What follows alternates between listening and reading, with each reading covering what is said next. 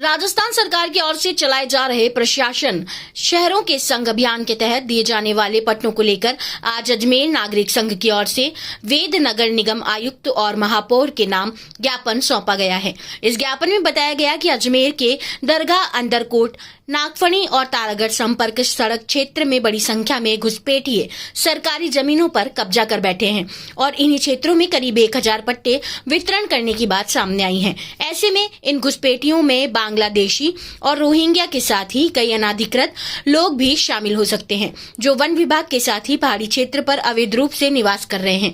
ऐसे में इन्हें पट्टा देना सुरक्षा के लिए भी सही नहीं होगा। इस विषय में आज इन सभी को चिन्हित कर पट्टे निरस्त करने की मांग की गई है। साथ ही उन्होंने कहा कि आधार कार्ड, पैन कार्ड और अन्य दस्तावेज के आधार पर भी यह पट्टे नहीं दिए जाने चाहिए।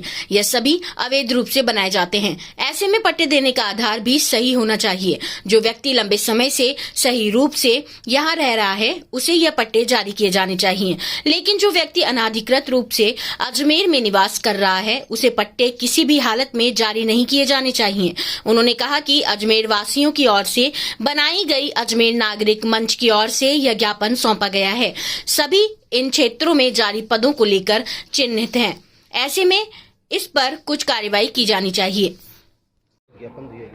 अजमेर नागरिक मंच अजमेर के प्लेटफॉर्म से आज अजमेर के सजग नागरिकों ने अजमेर नगर निगम में महापौर एवं आयुक्त से भेंट कर एक ज्ञापन दिया गया।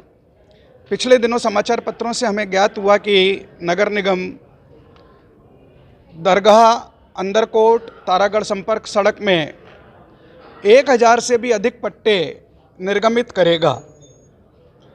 अजमेर नागरिक मंच के सजग नागरिकों को ये पूरी आशंका है कि पट्टे देने की आड़ में कहीं वन भूमि पर, कहीं पर्वतीय भूमि पर पट्टे निर्गमित नहीं कर दिए जाएं। साथ ही अजमेर नागरिक मंच को यह भी आशंका है कि बगैर पुलिस वेरिफिकेशन के बाहर से आए हुए घुसपैठिए, चाहे वो बांग्लादेशी होंगे, चाहे वो रोहिंग्याई होंगे, उन्हें भी कहीं पट्टे निर्गमित नहीं कर दिए जाएं। यह जो सरकार की कल्याणकारी योजना है पट्टे देने की, उसके लाभार्थी केवल और केवल भारतीय हैं, केवल और केवल अजमेर के निवासी हैं। अजमेर के पट्टे के संदर्भ में विदेशी घुसपैठिया कोई भी इस पट्टे का लाभार्थी हो नहीं सकता। यह स्पष्ट मत है, स्पष्ट निर्देश हैं। इसलिए किसी भी विदेशी घुसपैठी को, चाहे वो बांग्लादेश का होगा, चाहे वो रोहिंग्याई होगा, उसको पट्टा निर्गमित नहीं किया जाए, इस प्रकार का भी मनोभाव लेकर आज यहाँ महापौर और आयुक्त के समक्ष अजमेर नागरिक मंच के सजग नागरिकों ने अपना विषय रखा। इसी प्रकार आधार कार्ड और राशन कार्ड के आधार पर भी कहीं पट्टे निर्गमित नहीं कर दिए जाएं, इसकी भी आशंका हमने वहाँ व्यक्त की। क्योंकि जो घुसपैठिए होते हैं वो सर्वप्रथम अपना वोटर आईडी और अपना राशन कार्ड यहाँ पर बनवाया जाता है।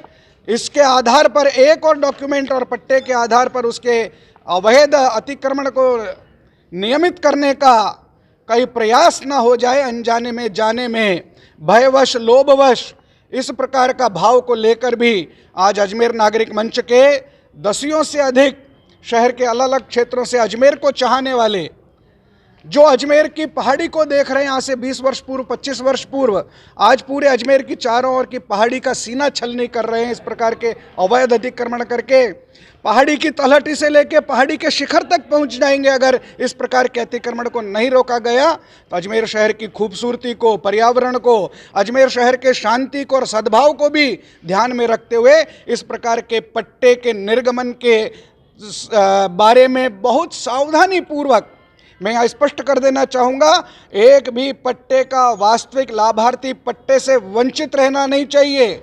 लेकिन उसके आड़ में कहीं सैकड़ों ऐसे घुसपैठिए, ऐसे तत्व जो वास्तव में इस शहर की शांति के लिए खतरा साबित हो सकते हैं, कहीं उनको पट्टा निर्गमित नहीं हो, इसकी आशंका को लेकर आज ये अजमेर नागरिक मंच का प्रतिनिधिमंडल महापौर और आयुक्त से मिलने यहाँ पर आया है, अपने भावों से अवगत कराया है। हमको महापौर और उनके सहायकों ने पूरा आश्वस्त किया है कि इसके बारे में हम पूरी तस्दीक करेंगे।